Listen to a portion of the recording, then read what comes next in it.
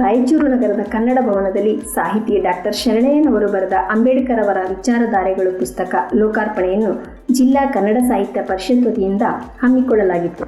ಕೃತಿ ಲೋಕಾರ್ಪಣೆ ಮಾಡಿ ಮಾತನಾಡಿದ ಬಾಬು ಭಂಡಾರಿಗಲ್ರವರು, ಈ ಪುಸ್ತಕದಲ್ಲಿ ಪ್ರತಿ ಅಕ್ಷರವನ್ನು ಕಡಲಿನ ಮುತ್ತುಗಳನ್ನು ಜೋಡಣೆ ಮಾಡಿದ ಹಾಗೆ ಅಕ್ಷರ ಜೋಡಣೆ ಮಾಡಲಾಗಿದೆ. ಇಂತಹ ಸಾಹಿತಿಗಳು ಉದಯೋನ್ಮುಖವಾಗುತ್ತಿರುವುದು ತುಂಬಾ ಸಂತೋಷದ ವಿಷಯವಾಗಿದೆ ಎಂದು ತಿಳಿಸಿದರು.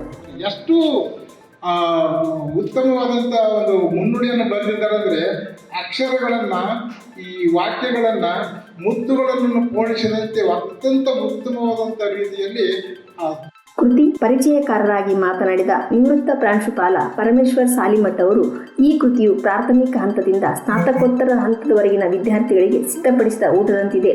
ಈ ಕೃತಿಯ ವಿಚಾರಧಾರೆಯ ಪುಸ್ತಕ ಲೇಖಕರು ಆಂಗ್ಲದಿಂದ ಕನ್ನಡಕ್ಕೆ ಅನುವಾದ ಮಾಡುವಾಗ ಹರಿತವಾದ ಖಡ್ಗದ ಮೇಲೆ ಹೆಜ್ಜೆ ಹಾಕಿದಂತಿದೆ ಎಂದು ಹೇಳಿದರು. ವ್ಯಕ್ತಿತ್ವದ ಈ ವಿಚಾರಧಾರೆಗಳನ್ನು ಇಂಗ್ಲಿಷಿನಿಂದ ಕನ್ನಡಕ್ಕೆ ಅನುವಾದ ಮಾಡುವಂಥದ್ದು, ತರ್ಜುಮೆ ಮಾಡುವಂಥದ್ದು, ಶಬ್ದಶಃ ಅನುವಾದ ಮಾಡಿದರೆ ಭಾವಕ್ಕೆ ತೊಂದರೆ ಆಗುತ್ತೆ. ಆದ್ದರಿಂದ ಒಮ್ಮೊಮ್ಮೆ ಶಬ್ದಗಳನ್ನು ಬಿಟ್ಟು ಆ ಶಬ್ದಕ್ಕೆ ಅನುಗುಣವಾದಂತಹ ಭಾವನೆಗಳನ್ನು ಸೇರಿಸಿ ಅನುವಾದ ಮಾಡಿರ್ತಕ್ಕಂತಹ ಈ ಕೃತಿ ಹೆಂಗದಂತಂದರೆ, ಒಂದೇ ಮಾತನ್ನು ಹೇಳೋದು, ಸಿದ್ಧಪಡಿಸಿದ ಆಹಾರ. ನೀವು ನೇರವಾಗಿ ತಗೊಳ್ಳೋದು, ಊಟ ಮಾಡೋದು ಅಷ್ಟೇ ಆದ ಹೊರತಾಗಿ ಮತ್ತೆ ನಾವೇನೇನು ಅದನ್ನು ಹೊಕ್ಕು ತೆಗೆದು ನೋಡೋದು ಬೇಕಾಗಿಲ್ಲ.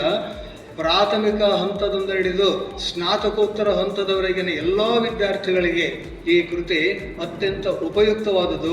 ಮುಖ್ಯ ಅತಿಥಿಗಳಾಗಿ ವೀರ ಹನುಮಾನ, ಆಕಾಶವಾಣಿ ಕೇಂದ್ರದ doctor BG Balavatti, doctor Channabasayya Hiremath, taluka Kasapa ಅಧ್ಯಕ್ಷ ವೆಂಕಟೇಶ್ ಬೇವಿನ ಬೆಂಚಿ ಉಪಸ್ಥಿತರಿದ್ದರು.